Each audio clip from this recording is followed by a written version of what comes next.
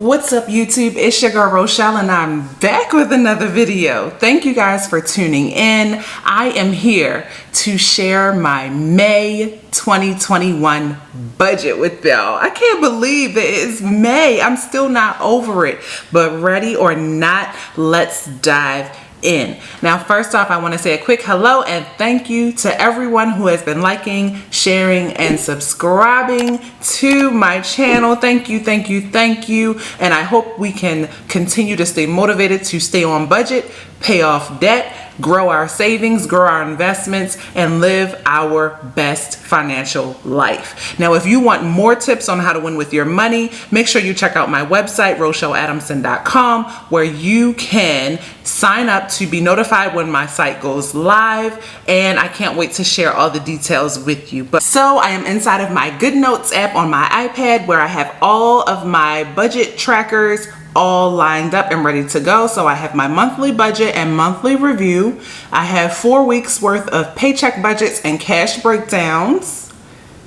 And then I have my cash envelopes tracker, my sinking funds tracker, my electronic sinking funds, and my travel sinking funds tracker. So I am all set for the month. Those are the basic things that I go to every month to make sure that I stay on budget. Now let's dive right in, shall we? Let me get my pencil and let's see what color we're going to use today. Actually, that's my highlighter color. We are going to write in,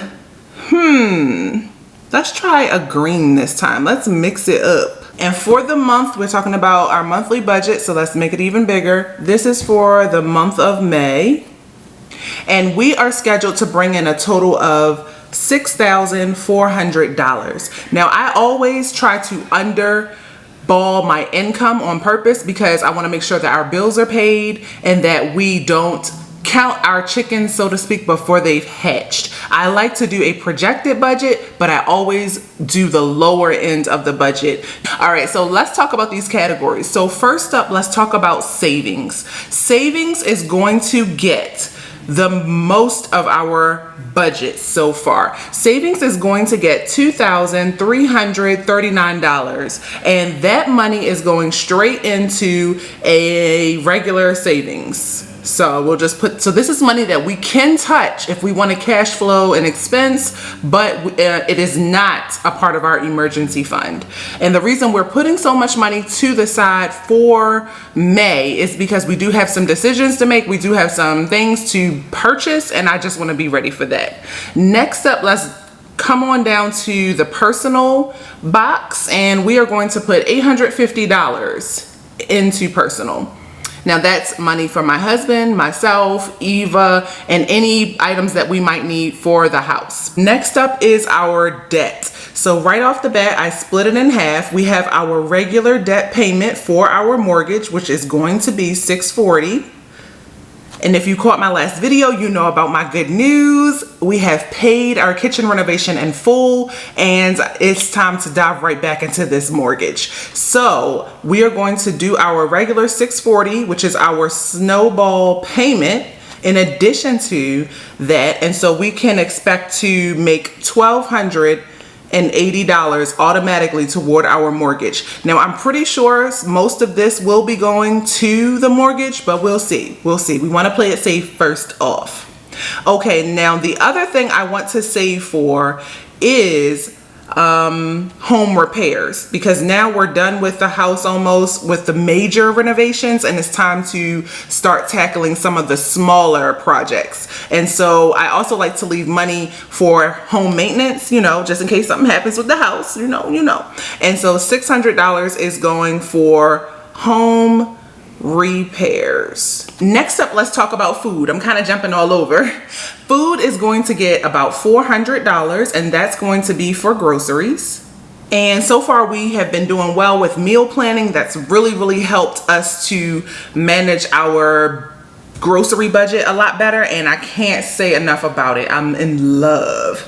Now, giving we plan on doing $275. Next up is electronic sinking funds. Okay, so let's talk about it. Electronic sinking funds is going to get $250. So electronic sinking funds, and so that would be any of my travel sinking funds, any of our personal sinking funds that I have for each person in case they need clothing or shoes, self-care, medical health, anything. That's where it goes. Then let's talk about our regular cash envelopes. Cash envelopes is going to get $200 bare minimum. I am keeping the budget very, very minimal. So I don't really need much. Our cash envelopes have been doing pretty good, and I'm trying to only put in money when we actually need it. Now let's talk about our regular bills. That's the Netflix bills that we might have.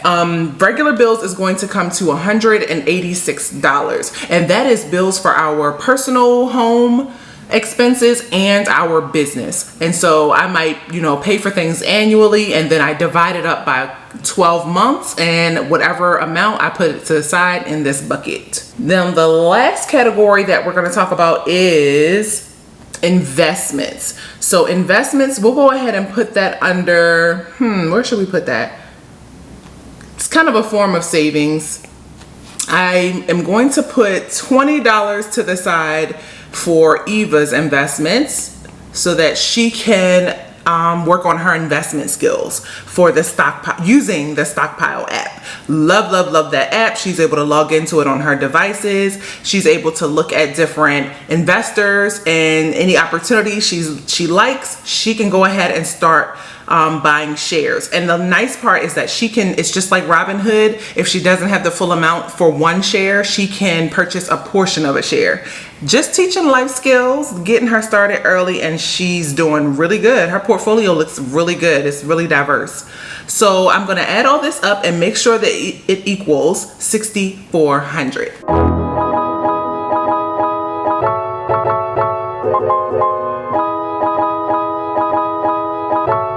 That's right, $6,400. I got it right on the first try again. My streak continues. And so I am really excited about this month because it's a month that we actually don't have to pay, hopefully. Well, actually, I won't even say we won't have to pay anything, but what I will say is this is a month where we have accomplished all of our goals that we have set out to accomplish in the first quarter of 2021. And so this is a month where we can, get ready to accomplish some new goals. I'm always excited about tackling something new. So let me know how your May budget is going, you guys. This is my monthly budget. And, at the end of this month, maybe even in June, we will do a monthly recap, a monthly review. And I will fill these in for the month of April once we're actually finished. Here we go. We haven't completed the month of April. Today is only Today is April the 25th. We still got almost a whole nother week.